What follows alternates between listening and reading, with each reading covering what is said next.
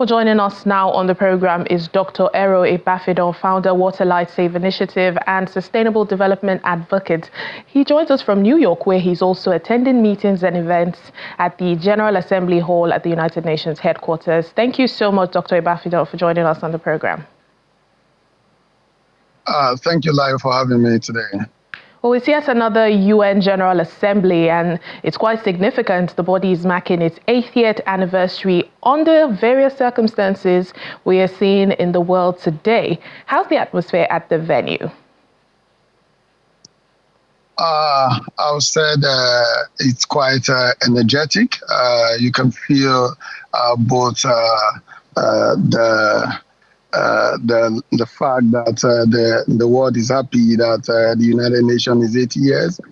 You can also feel the tension on the air as well because of what is going on around the world. And I would say that the world is actually at this point clamoring for peace globally. So yeah, it's a huge milestone for the United Nations, and yet the world is saying that, okay, the United Nations needs to do more because of what is going on around the world. Yeah, I would say it's quite energetic. We have leaders coming in from all over the world, and they are ready to start their debate by tomorrow, which we believe that the U.S. president will be speaking tomorrow morning, and the Nigerian delegations will be speaking the day after. So yeah, the place is quite tense, and at the same time, there is joy in the air as well. And one issue that I believe is, adding to that tension is the war in Gaza. Yesterday we saw the UK, Canada, and Australia recognizing the Palestinian state, and we are expecting France and other European nations to also do the same later today when world leaders gather. What would talking about this particular issue, what would a wider recognition of Palestine, mean for Palestinians and Israel? I think for the Palestinians, it's something of joy for them because they believe that they are joining the world to make global decisions, which is very, very important for them. But for Israel felt like, okay, if the United Nations want peace, they wouldn't have brought Palestinians in. But the United Nations is meant to unite the world and not divide them. So I would say it's a good call for the United Nations, and for Palestinians, they feel is a thing of joy for them. And we could see a lot of them already in the United Nations trying to represent in various sections.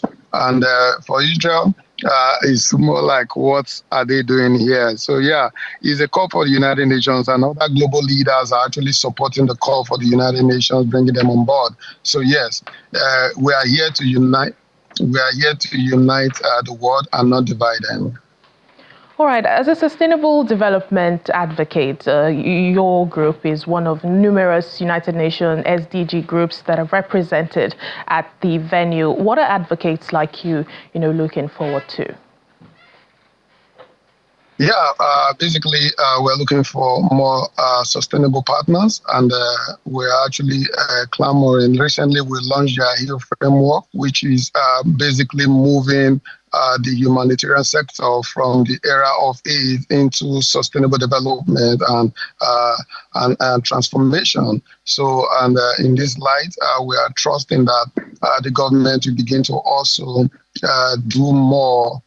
Rather than just amplifying it, but let them be physical results in this aspect, and let the world see that, okay, Nigerians is actually championing basic sustainable development goals as we are doing, and also taking it out to Africa. Just recently, we got other people in other African countries wanting to join the team because they felt the need that they could leverage on the organization in order to get what they need done in their own communities and cities in Africa. So I would say for the sustainable development goals, Nigerians are doing their best and they could do more. Like you mentioned earlier, Nigeria is expected to, make its address on Wednesday. That's with the Vice President Kashim Shettima. What would you say, our achievements have been in the Sustainable Development Goals, and particularly what more needs to be done?